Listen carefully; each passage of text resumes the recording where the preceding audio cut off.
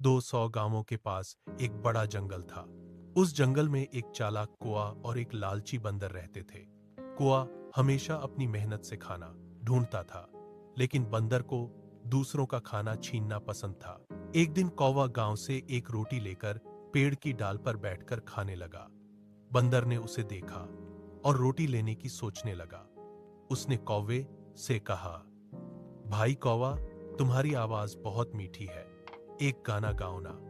कौवा बंदर की बात से खुश हो गया। जैसे ही उसने गाना गाने के लिए मुंह खोला, रोटी नीचे गिर गई। बंदर तेजी से रोटी लेकर भाग गया। कौवा दुखी हो गया, लेकिन कुछ दिनों बाद उसने बंदर को सबक सिखाने की ठानी। एक दिन वह खाली पत्ते को रोटी की तरह पकड़कर पेड़ की डाल पर बैठ गया। बंदर ने फिर वही चाल चली। कौवे ने जानबूझकर पत्ता गिरा दिया। बंदर ने सोचा यह रोटी है और उसे उठाकर खाने गया, लेकिन उसने देखा कि यह केवल सूखा पत्ता है। जंगल के सभी जानवर हंसने लगे। बंदर शर्मिंदा हुआ और फिर कभी किसी को धोखा देने की कोशिश नहीं की। नीति: लालच और धोखे का फल हमेशा बुरा होता है।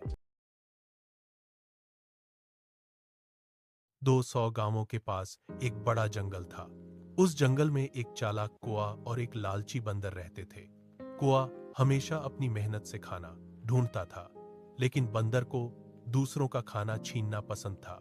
एक दिन कौवा गांव से एक रोटी लेकर पेड़ की डाल पर बैठकर खाने लगा। बंदर ने उसे देखा और रोटी लेने की सोचने लगा।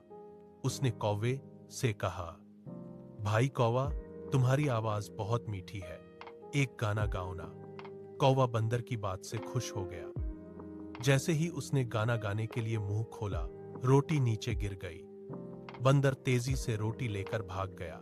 कौवा दुखी हो गया, लेकिन कुछ दिनों बाद उसने बंदर को सबक सिखाने की ठानी। एक दिन वह खाली पत्ते को रोटी की तरह पकड़कर पेड़ की डाल पर बैठ गया। बंदर ने फिर वही चाल चली। कौवे ने जानबूझकर पत्ता गिरा दिया। बंदर ने सोचा यह रोटी है और उसे उठाकर खाने गया, लेकिन उसने देखा कि यह केवल सूखा पत्ता है। जंगल के सभी जानवर हंसने लगे। बंदर शर्मिंदा हुआ और फिर कभी किसी को धोखा देने की कोशिश नहीं की। नीति: लालच और धोखे का फल हमेशा बुरा होता है।